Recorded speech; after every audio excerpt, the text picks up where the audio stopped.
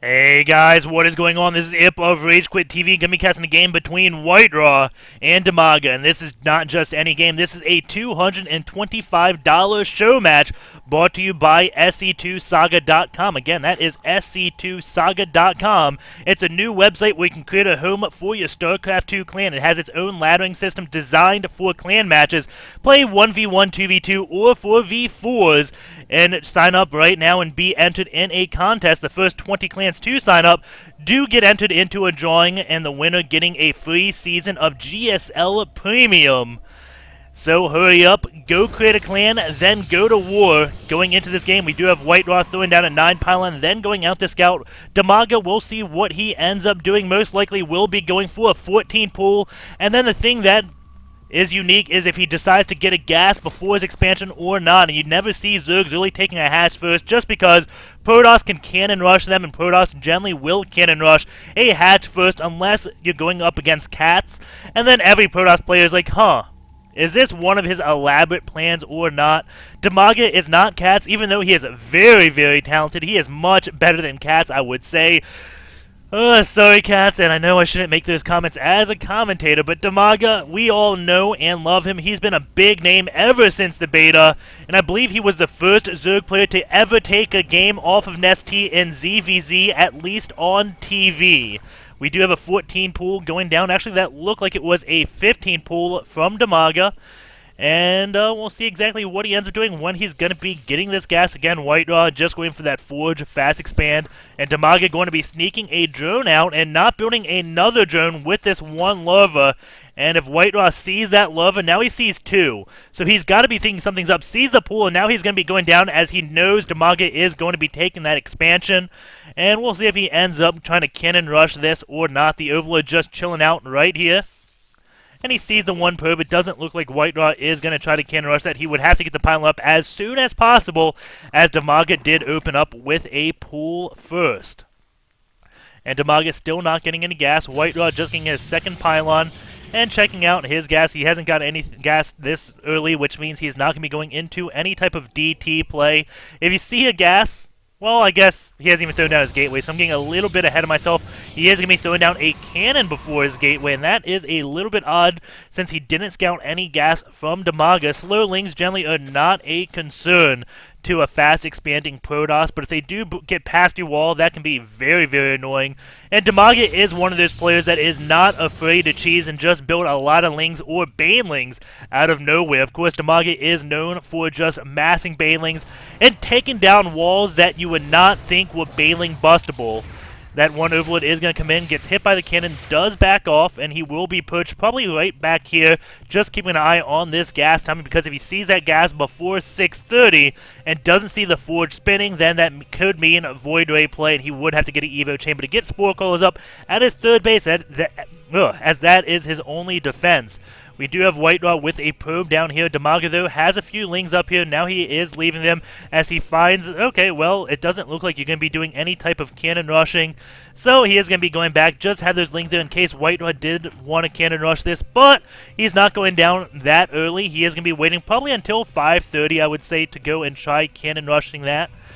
We don't have any more gases from WhiteRa, so this doesn't look like it's going to be any Void Ray type play. That Cyber Next Core is on the way. The Overlord is going to be getting in position right where I said we can see this gas, as that is the big thing Zerg wants to see at this part in the game. And we do have the one probe still just on patrol right here. Dimaga getting his gas. Looks like he got that about 40 seconds ago. He had started mining as he has almost mined 100 gas out of that. Does have two queens in his third base, now just finishing, and WhiteRa forgetting about this probe, and that's a little bit odd as the Zealot does move out, and the one-ling is going to be running away, and we'll see if this probe ends up doing anything. Maybe this is going to be some type of forward pylon that WhiteRa ends up making eventually. We still see no gases over here, so Dimaga knows, okay, I don't have to get an Evo Chamber. I'm just going to be perfectly safe. There's no way Void Ray play is going to be coming. Dimaga did see the Forge, but he did not see it spinning, and that is a mistake from him. The Zealot just going in the crystals right here where he cannot get surrounded, as the probe does come out and sees this one base, and WhiteRa's like, oh man, I should have cannon rushed that, and the probe gets a scout, but he will not be going down as Dimaga realizes, okay, well, I better just check this and make sure there's no pylons anywhere. And this one probe I don't care that much about. WhiteRa going to be going for his third gas now, as he does get a robo facility. So this looks like it was a 2-gate robo build, as his third and fourth gateway are going up right now.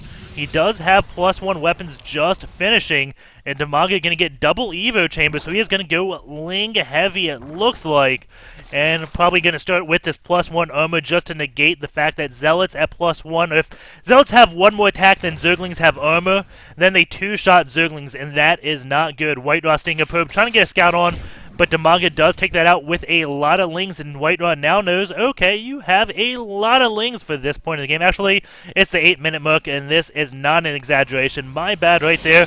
And WhiteRa has to get up here. He has to block this hole, and those Lings are going to be running in, and the Zealot just gets there. One Ling does get past, which does allow Dimaga to see this robo facility. A small mistake from WhiteRa. If that Zealot was up here, I don't think any Lings would have got a chance to see this robo. Maybe if they go down here, they could see that. I am not positive. If they could, this robo should be built back here a little bit just to keep that hidden. We do have a Ling working his way on a Zealot, but Zealots, again, do two-shot Lings right now. But that +1 armor is halfway along the way with +1 melee attack. So Dimaga definitely going to be going Ling heavy, and this is definitely a little bit risky as Colossus or Archons just demolish Lings.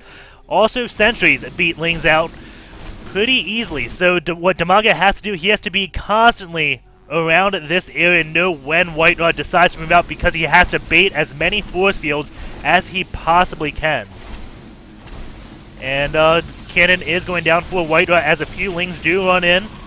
And you can see he is just going to be tugging down this one Immortal, trying to bait those force fields. You can see WhiteRa did not want to do any force fields. The Immortal does go down, and Dimaga is just going to be retreating as he realizes, okay, I cannot go in there. Wait, no, he's not going to retreat. He's going to try to take out sentries and baits even more force fields.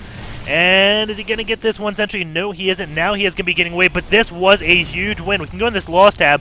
Dimaga did lose more, but what he did there is take out all the force fields, and now WhiteRa can no longer move out, which means Dimaga is safe. And we even have a Baneling's Nest getting Baneling speed from Dimaga, so he is going to be getting Banelings.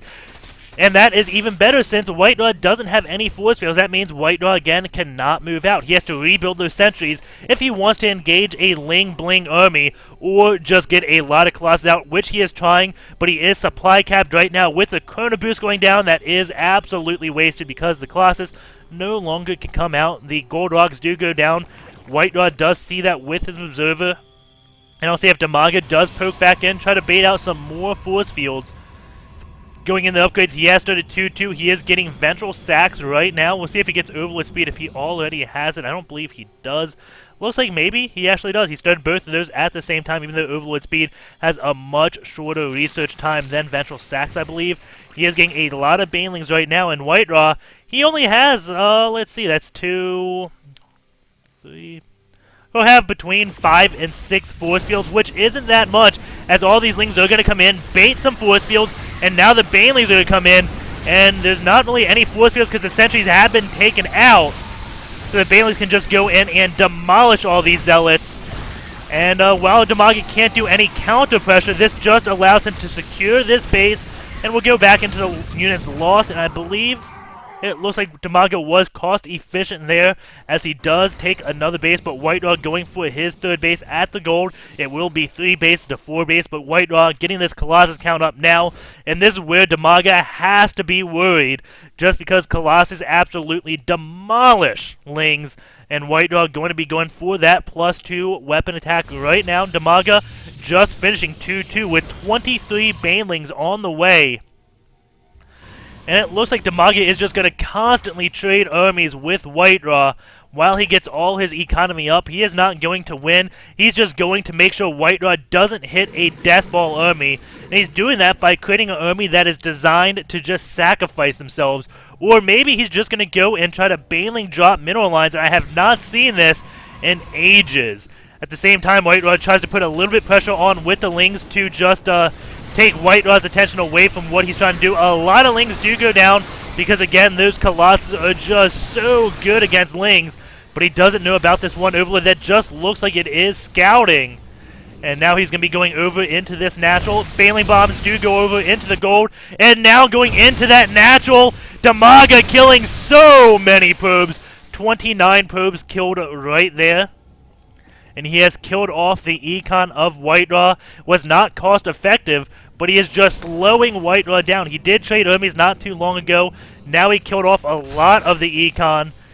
And just trying to keep WhiteRa from hitting a max dummy, just amassing even more banelings. And this time, it will most likely be targeted at WhiteRa's army. But that was very risky for Dimaga, as if WhiteRa saw that coming, and those banelings didn't do any damage, Dimaga lost all his units. So that would have been a huge opportunity for WhiteRa to just do some type of counterattack, or just keep macking up and get really far ahead. But Dimaga was successful with those baneling drops, and because of that, he does just get to macro up freely. We can go looking at this. 69 workers, 256 probes. Even though WhiteRa lost 29 probes, he still is up pretty darn high. It looks like he is chrono boosting those back out, going to his Nexus. Relatively low on energy, actually, his main at 65, but that's not too bad. We do have this one Overlord going to be getting taken out before he can do anything. Another Overlord coming in right here, but WhiteRa keeping few Stalkers right here.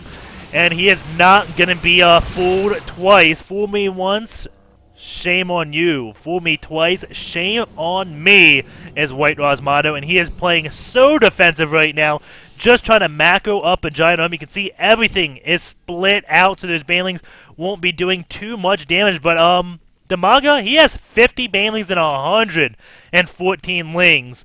And he is getting Corruptors now with a Hive morphing, so it looks like he is going to be going up into Broodlord play. He just has to trade armies one more time with WhiteRa, and they can safely just morph a lot of Broodlords and not have to worry about any counterattacks. Well, he doesn't really have to worry about any counterattacks when he has this army that is designed to just commit suicide. All he has to worry about is WhiteRa getting a lot of sentries and not being able to drop bombs on top of those sentries.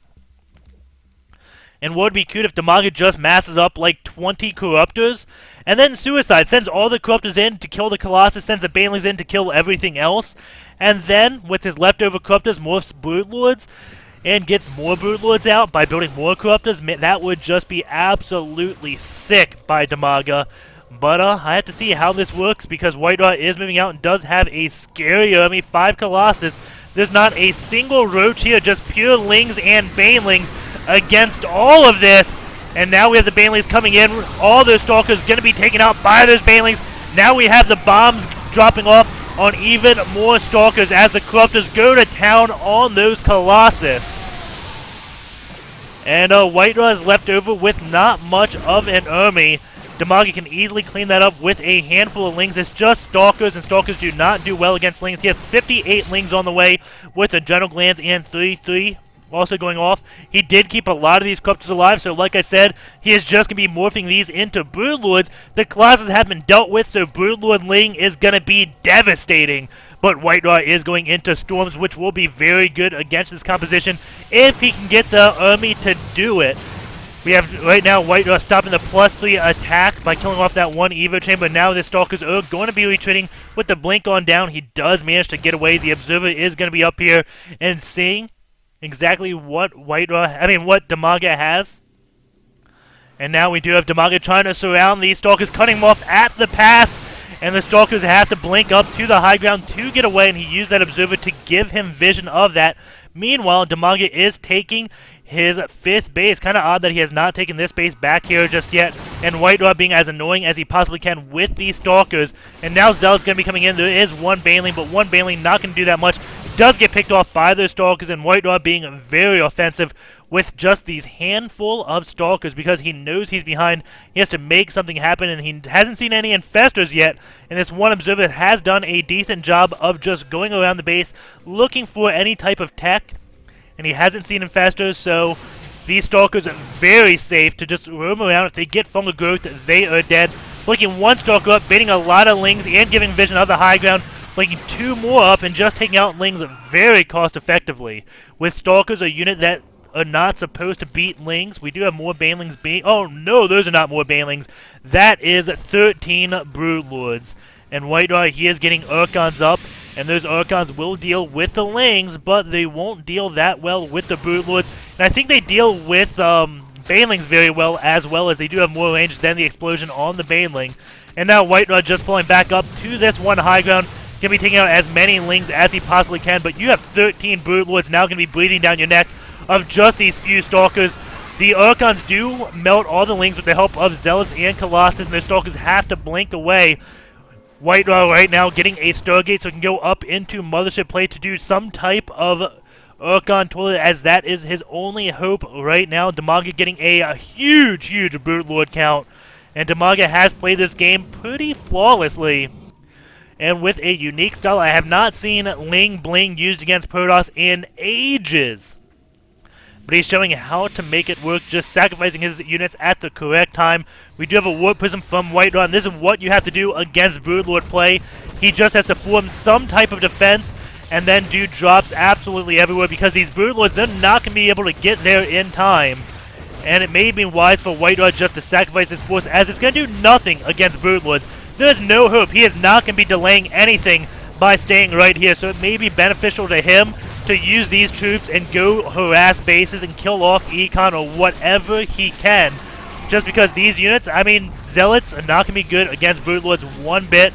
I guess he does save himself against the Lings, but he's just going to be losing all this army for relatively nothing, as Zealots do come in here, and this is what WhiteRa has to do. He is at 3-1, Dimaga is at 2-3, but he is just whooping in more and more Zealots, while these Broodlords do take out the Nexus and starting to take out the army.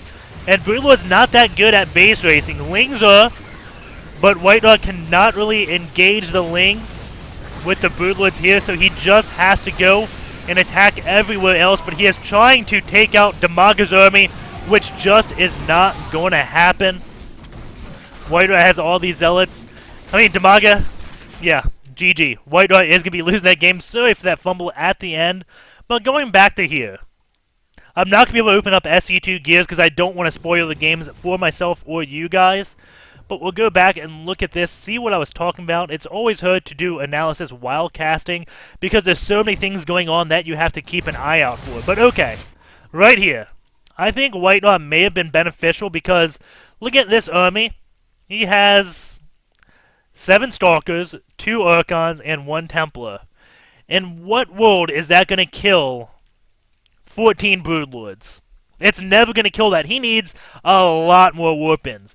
And then you got all these Lings underneath the Broodlords.